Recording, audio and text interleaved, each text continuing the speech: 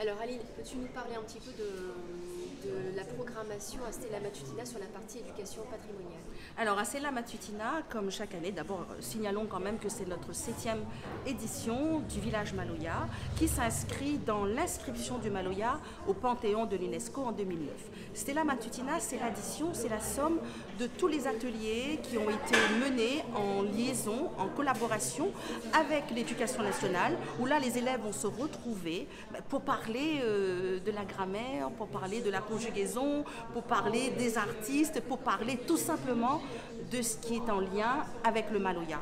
Et à la région Réunion, nous tenons à cette transmission, nous tenons au partage de la connaissance de cette histoire, et c'est la raison pour laquelle ce partenariat que nous menons depuis bientôt 7 ans est très productif, puisque chaque année plus de 1000, 2000, 3000 élèves se retrouvent sur ce lieu emblématique qui est lié aussi à l'histoire de la Réunion, à l'histoire de la canne à sucre.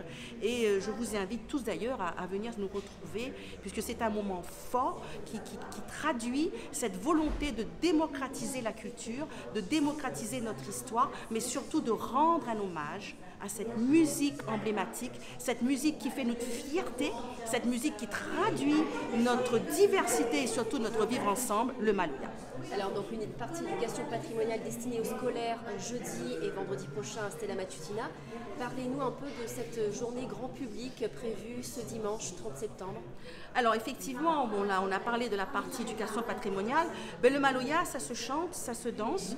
Donc là ce sera à Sainte-Suzanne ce dimanche, où il y aura bien sûr la présence de plusieurs artistes, pour ne citer que Daniel Waro et Jessica, etc.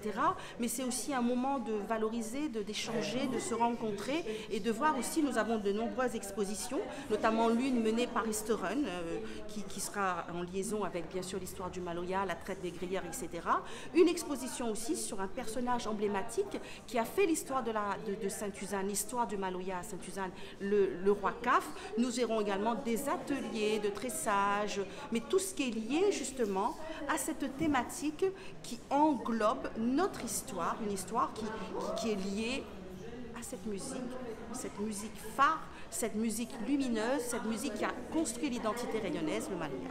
Donc un accès gratuit à cette journée grand public. Le Maloya, il danse, il chante gratuitement. Nous allons à notre rendez-vous ce dimanche sur le bocage, où le Maloya sera chanté, où le Maloya sera valorisé. Maintenant, tout simplement. Donc bonjour, Delphine Collin, déléguée académique à l'éducation artistique et à l'action culturelle au rectorat. Donc c'est un partenariat que nous menons avec le conseil régional et nous en sommes contents puisque c'est la 7e édition. Le principe en fait c'est qu'il y ait un temps fort, le village Maloya, où 13 écoles vont pouvoir aller participer à tous les ateliers qui ont été mis en place par la région.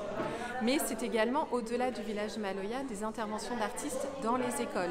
Donc il y a certaines interventions qui ont commencé au mois de mai, dans 4 écoles situées dans les réseaux prioritaires, et ces écoles du coup vont venir sur le village Maloya se montrer en fait leurs prestations avec les artistes qui sont intervenus dans les classes.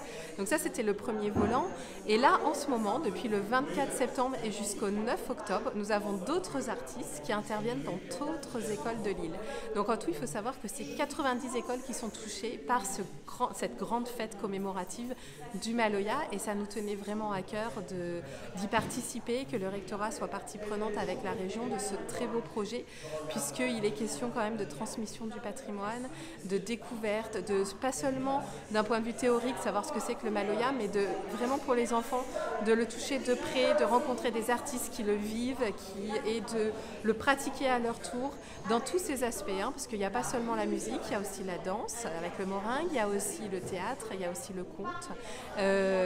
Donc il y a vraiment plein d'aspects qui vont être découverts pendant ce temps fort de commémoration du Maloya inscrit au patrimoine immatériel de l'UNESCO.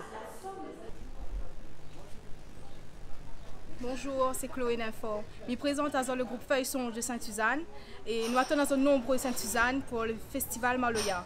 Et nous, notre motivation, c'est justement ce festival-là, parce que tout le temps, nous entendons parler d'autres festivals.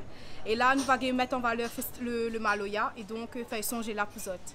Feuille-Songe est là, elle n'est pas là? Là! Feuille-Songe! Attends, dimanche.